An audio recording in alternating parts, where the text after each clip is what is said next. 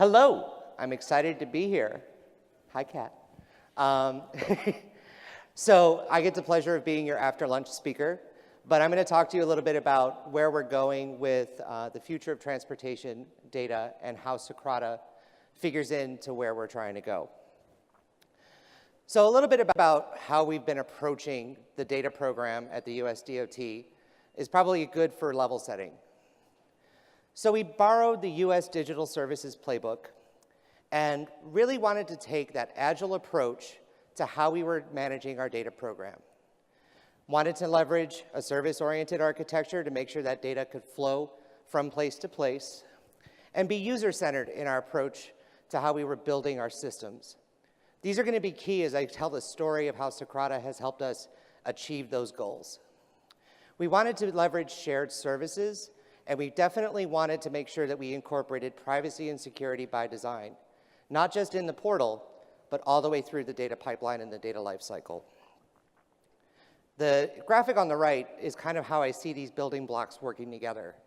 Cloud and shared services are sort of essential to achieving our goals as we move to more sensor-based Internet of Things approaches to transportation data. Obviously, those things need to be plumbed with APIs so that we can build data products and insights in an agile way using open source tools to help us make better decisions. So we built data.transportation.gov using the Socrata platform. And we started with a lot of our administrative data sets. Many of those data sets come from our state and local partners here in the room or online, right? So you may be familiar with such films as the Highway Performance Monitoring System, which is where all the states send all their data about their roads, the condition of the pavement, how many cars are traveling on them annually. They summarize all that stuff and send it to us in a tabular format, and then we try to make maps with it. Sometimes we succeed, sometimes we don't. Other administrative data might be our National Transit Database. So every transit agency in the country is responsible for reporting stuff about their financials, their ridership, the condition of their assets, fare box recovery, and other information which is important for understanding how transit economics work. This is kind of a small and closed industry, so the federal role there is pretty big. We have safety data on railroads, so we know all about railroad incidents, we know about grade crossing incidents, we know about workers that were injured. That data is shared with OSHA to help protect railroad workers in their day-to-day work. That data is also open for you to see. So that wide range of data sets, our goal was to have no wrong door and one good customer experience for all of that data, and to make it easy for our data publishers to get the data out to the public. So you're all sort of converts on the Socrata thing, and it was a good fit for where we're trying to go. But the federal role isn't just in administering these big administrative data sets that are useful for policy making, economic analysis, longitudinal trends. We're also researchers. So let's talk about what research is. One of my clients for this shared service is the Intelligent Transportation Systems Joint Program Office, with the very easy to remember acronym of ISTJPO. So ISTJPO has a research mission to provide timely access to public data from connected vehicle deployments around the country. Our goal is to enable third-party research, evaluation of those technologies, and application development. A connected vehicle can be a lot of different things. So your vehicle's connected probably already through Sirius or through your cell phone. But there's also this technology that's specific to high-speed connections among vehicles so they can talk to each other more effectively. It's a radio. It works in the 5.9 gigahertz spectrum. And we have 3 pilots going on around the country right now. One is in Wyoming, on Interstate 80. And the reason that pilot is important is it's in the mountains, weather changes quickly. Truckers need to know about changing conditions and trucks need to be able to talk to each other about those changing conditions, or people will get hurt. They need to be able to slow down or pull off to the side of the road or make different choices about their routing in order to be able to navigate those mountain areas safely. We have another pilot in Tampa on the Tampa-Hillsborough Expressway where we're trying to figure out how we can do better congestion management. And there's another one in New York City, which is about 1,000 vehicles, which is one of the bigger deployments out there, where we're trying to go ahead and see how we can manage some mobility applications. Across all of those different deployment pilots, we needed one solution that was repeatable for all of the data that's coming from all those different scenarios. It needs to be big. We're talking about terabytes of data. Our goal was to break Socrata. We kind of did, but that's okay because we were able to handle it. And we wanted to be able to have streaming data coming from these research projects as they were going on. A lot of research data tends to come out at the end of a project. Well, these things go on for a real long time. And then it takes a long time to get the research data put together and put a paper together and run it through a journal. And that's going to slow down your ability to discover what that data looks like and be able to do third-party research, evaluation, and application development. So our goal here was to build a solution using an agile process, working directly with the Socrata team to figure out what we could and could not do, what we could stress and what we could not stress, and try to figure out how we could leverage some of Socrata's improvements to deal with our larger data sets. So step one, we wanted one single point of entry for data coming from multiple systems. I'm not building one place for each state to send all of their data. States have their own systems. States need to be able to work through their own IT rules, but the data does need to be able to flow back to that centralized repository at the department. Key to this was metadata standards and APIs. We needed to be able to handle large volumes of data, and it didn't totally work in Socrata. So I think we had some 300 million rows in one of the connected vehicle pilots, and we needed to use Socrata's new backend to be able to ingest that large volume of data in a timely and useful way. So what we decided to do here was house the current sample, which would be about 300 million rows, on data.transportation.gov, and then keep the full data set from the life of that research program out in the cloud. And then be able to link that external data set with that current sample so that people could always interact with that current sample, understand what was changing, explore that data, get comfortable with what they were looking at before they approached the large data set out in the cloud. And when we built this front end, we decided to share it in the open. So you can steal our microsite code. It's up on GitHub, and it's at that URL. So what does this look like? Data.transportation.gov is in the middle of all of these systems. So the one connected vehicle pilot in Wyoming is using a cloud service provider and is using some of the software that we're developing to make their connected vehicle deployment work to be able to process that data. It's called the Operational Data Exchange, and it's open and available on GitHub too. So this data is coming from a truck traveling down Interstate 80 at 70 miles an hour, right, and being backhauled through WyoLink, which is Wyoming's radio network. It turns out that cell phone coverage isn't so great in all spots on Interstate 80 in the mountains. So this data is flowing from that truck all the way back to their cloud service provider into our cloud where we're storing it, and then ultimately nightly being updated in data.transportation.gov. Final research data is going into the National Transportation Library. So as people are writing reports or developing new applications or processing some of that data into final data that you might want to use to replicate research or replicate conclusions that are coming from analysis of this connected vehicle data, you can find that data right next to the report in the National Transportation Library.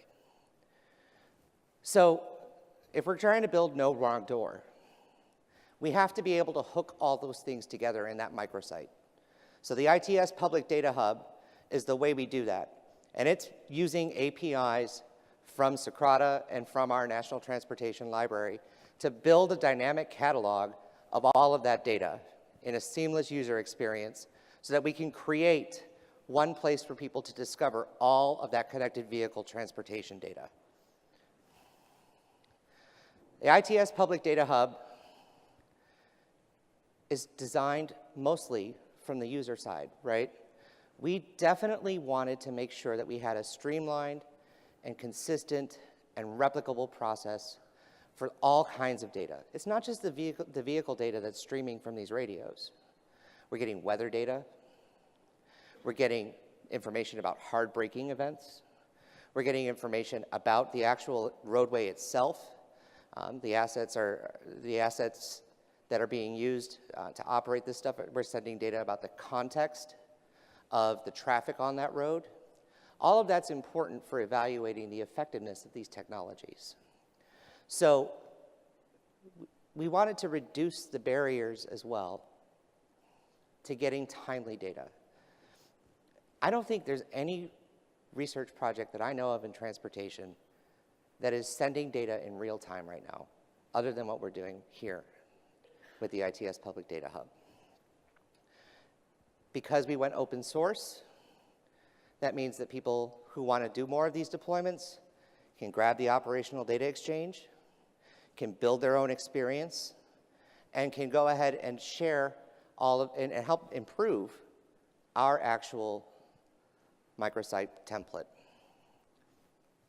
So the ITS Public Data Hub looks like this. It's a little bit like Socrata, but it's fully dynamic.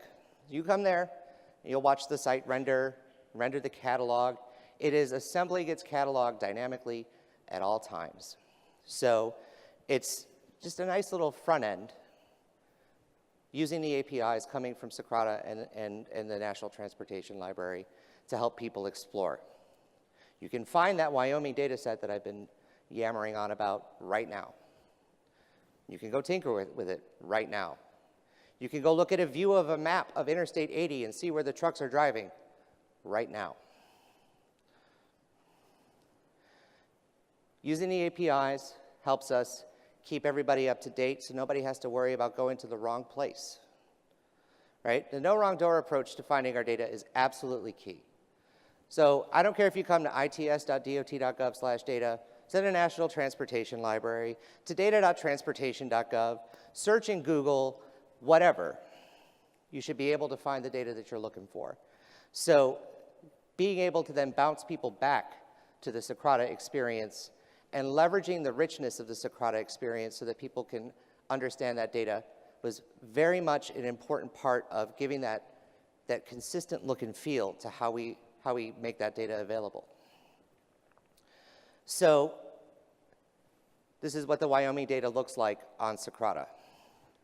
So you can see we've got some sample visualizations leveraging the data lens so that people can get a sense of the shape of the data. These radios are transmitting at 10 hertz and generating data all the time. The more trucks that participate in this pilot, the more data we're going to get. You can see related reports, related documentation, and you can actually go to the Wyoming Connected Vehicle website and learn more about the actual pilot itself and see why Wyoming cares about connected vehicles. There's a really great video of why weather data sharing among trucks in the mountains is important. And I wish I had put it in here, but essentially it's from a police vehicle that's off to the side of the road. And you see the traffic whizzing by. And all of a sudden a truck starts to come, and there's a wind gust, and the truck flips over onto the car. Now, thankfully, the cop wasn't in the car. But knowing those changing weather conditions would have helped that driver make a different choice about how fast they were going, what lane they were in, or whether they should have been taking that trip at all. And that's going to help contribute to safety on all of our roads. So I talked a little bit about what we wanted to accomplish, but we also wanted to increase transparency on how the system was working. And I think this is really the core of our approach to building this thing. So when we set out on this, we had a legacy system. It was called the Research Data Exchange. We had some metrics on it. They weren't really great. We couldn't really see how many people were actually viewing and downloading the data. We couldn't get a sense of who was using the data. So we had required registration for people to even get to the data and the documentation. And there's such a high bar to entry that we weren't really sure that it was working. So we completely flipped the script and made everything as open and available as possible. And when people started using the data, we would track whether it was being downloaded, who registered for API keys, and all those other kinds of things. To show all of our leadership how well this product was performing, and to show the public how this investment was performing, we made all the metrics public. So you can go to its.dot.gov data metrics, and you'll be able to see how many people are coming to the public data hub. You'll be able to see how many data sets were downloaded, which ones are the most popular, how many API rows were accessed, who's coming in.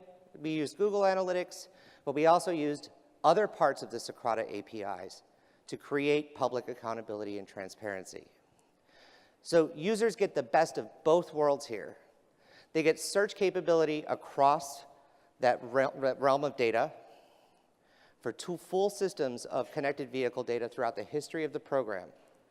They get the online viewing experience, they get the API experience, they get to sample and experiment and build new things, and they get to visualize and get the shape of the data so they can get comfortable with it before they go ahead and approach that giant bucket of research data that's available. And they don't have to go searching for that giant bucket of research data, because that public S3 bucket is just an external data set in the Socrata experience. They can find all of it at once, which was absolutely key to making sure that we could accelerate use of these data sets. The open source template allows people to build their own portals. It helps us generate even more narrow views of data for folks who are just interested in traffic operations, or just interested in weather and arterial management and signal phase and timing. So traffic signals are really complex, actually, right? And being able to grab that data, if you're just really interested in math and geometry, signal phase and timing is probably for you. And you don't need all this other stuff. So maybe you want to build your own little signal phase and timing community of interest in your area. You can take the template, filter out what's important to you, and use that in your own hackathons, codathons, or brigades. So I think the ultimate goal here has been to build a truly seamless experience around our data, to build one good front door that has gravity around all the different kinds of transportation data. And transportation data isn't just traffic operations data. It's not just roadway data. It's census data. It's soil data. It's weather data. It's environmental data. It's endangered species data. All of those things factor into the decisions that we make when we spend the billions and billions of dollars around the country on building a transportation system that works well for everybody. The Public Data Hub helps people see not just what's coming, but think about how to prepare their IT infrastructure for what's coming. You can get to all of those data sets. You can practice with them. You can demonstrate what a data science capability will look like with big Internet of Things data today. Some of you have initiatives in your cities or states right now where you're doing experiments with partners, or you have like Argonne's array of things in Chicago. All of these things are pointing to where our IT infrastructure needs to go.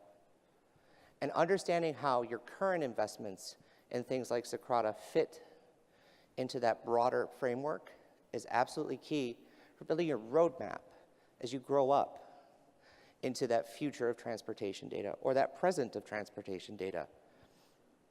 And being able to share the code across all of our different initiatives is sort of fundamental to increasing our ability to adopt this new framework, right?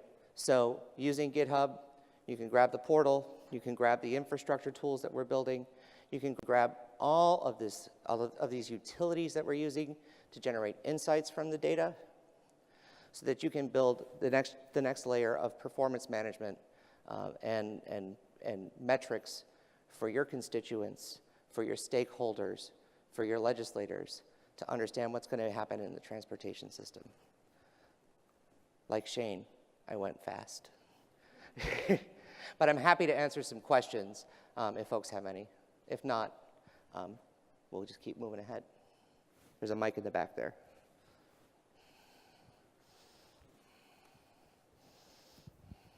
Thanks, Dan, for the great talk.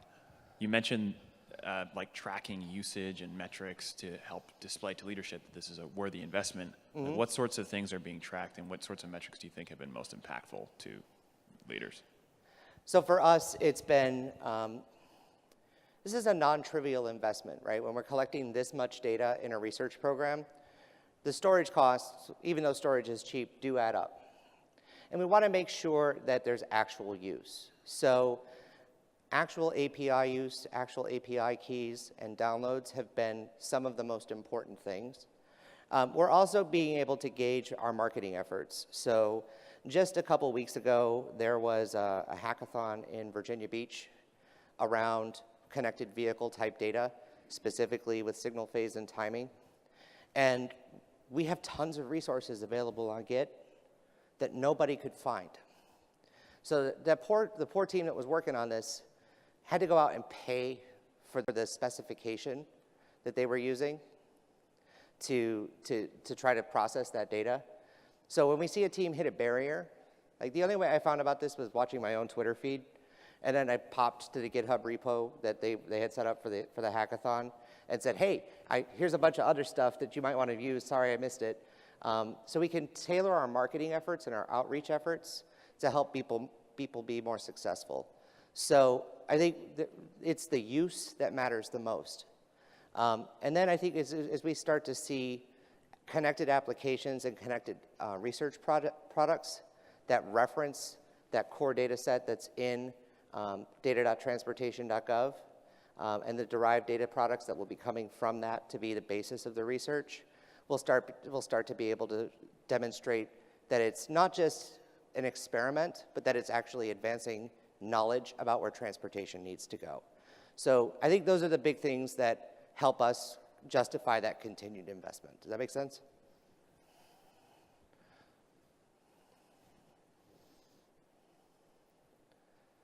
Okay.